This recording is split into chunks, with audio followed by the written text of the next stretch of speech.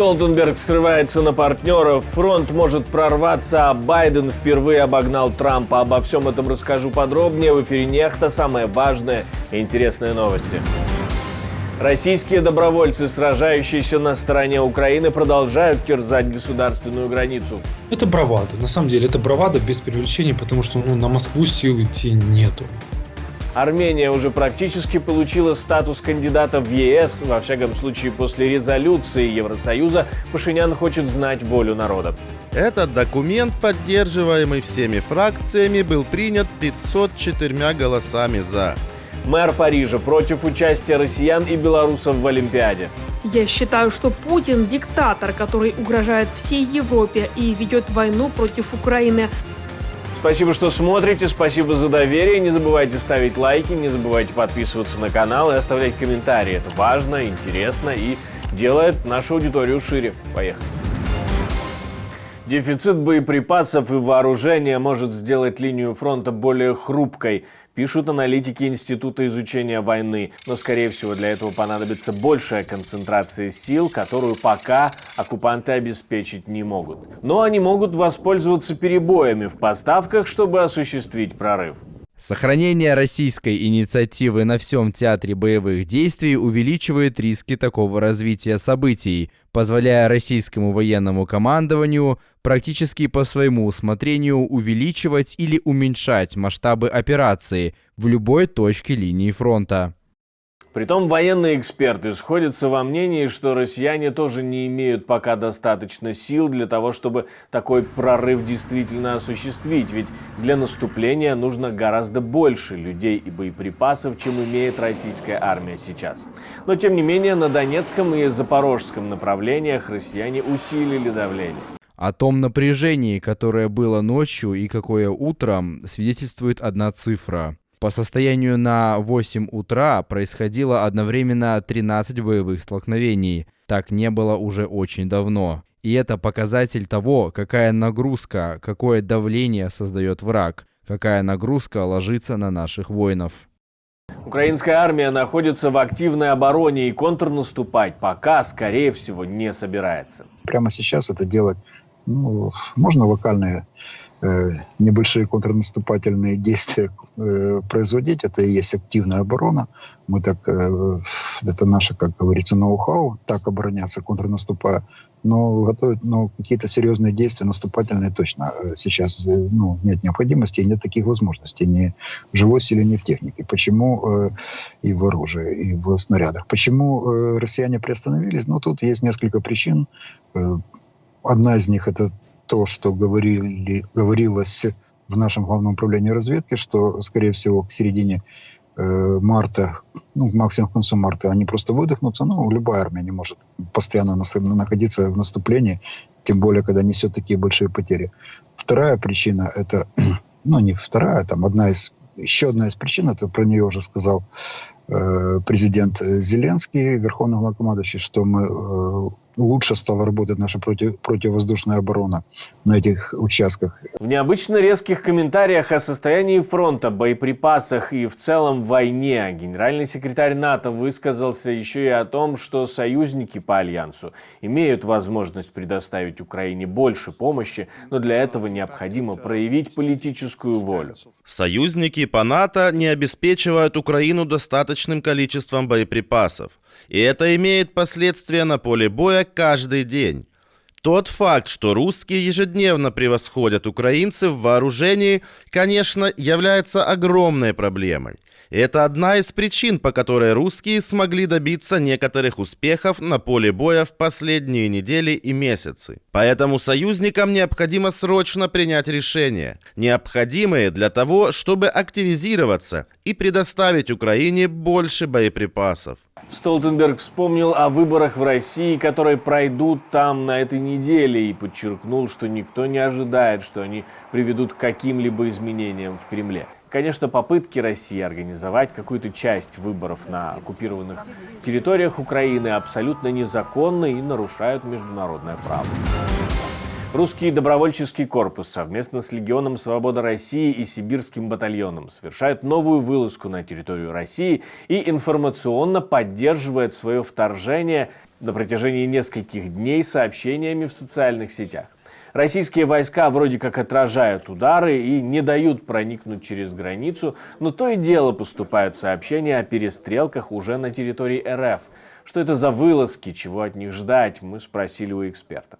Это бравада. На самом деле это бравада без преувеличения, потому что на Москву сил идти нету. Единственный вариант, как идти на Москву, это если, например, РДК, Легион Свободы России небольшими силами заходят в Шебекино, Теткино, Грайворона, к ним присоединяются мужчины с этих населенных пунктов, говорят: так, мы с вами, мы хотим с вами двигаться, дайте нам оружие, дайте нам каски, дайте нам скотч синий для того, чтобы разделять свой-чужой, мы готовы. И вот с каждым новым освобожденным населенным пунктом все больше и больше людей, лавинообразное такое количество людей увеличивается.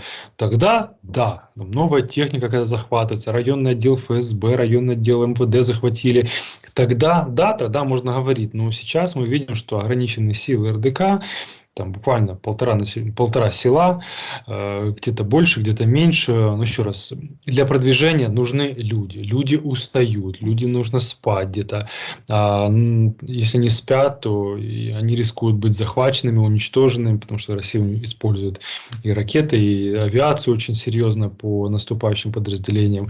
Это и заправляться нужно, и питаться нужно. То есть рано или поздно это вот прорыв, он иссякнет, и придется вернуться на исходные позиции. В Белгороде тем временем на протяжении всего четверга работали системы ПВО. О ракетной опасности сообщали 3 раза за день.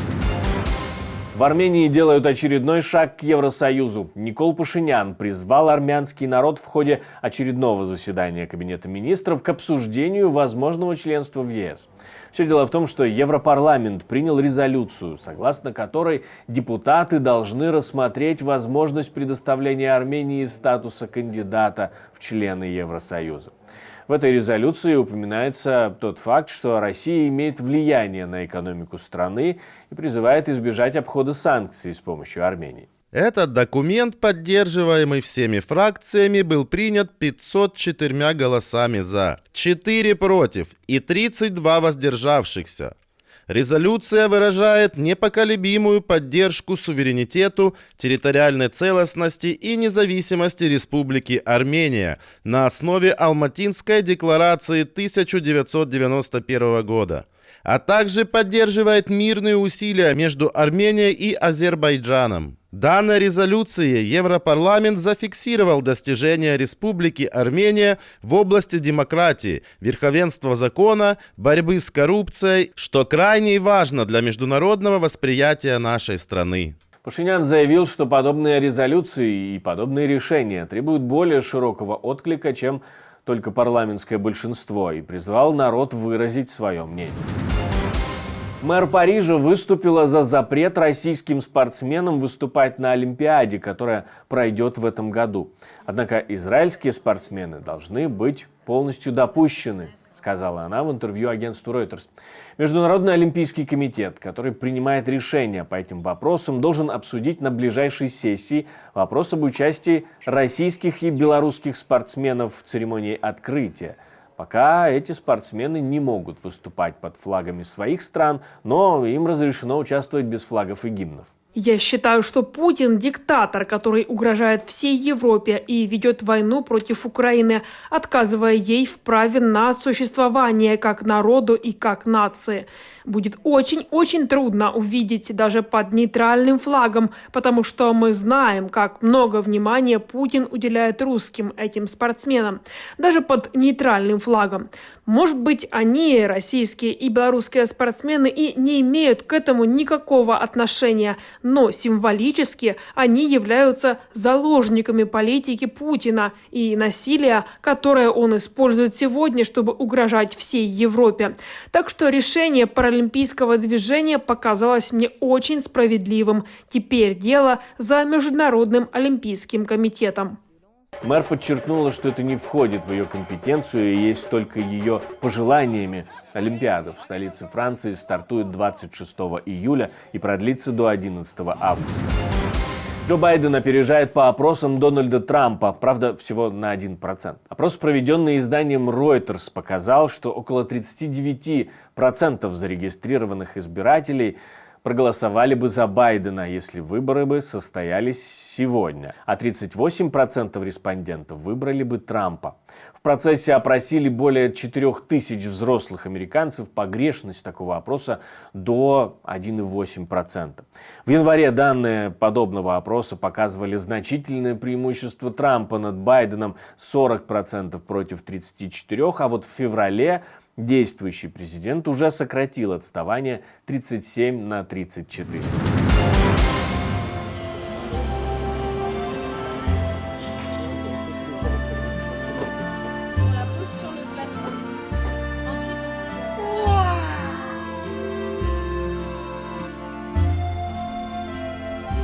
Chef client, votre commande est prête. Merci de retirer vos plats du plateau lumineux.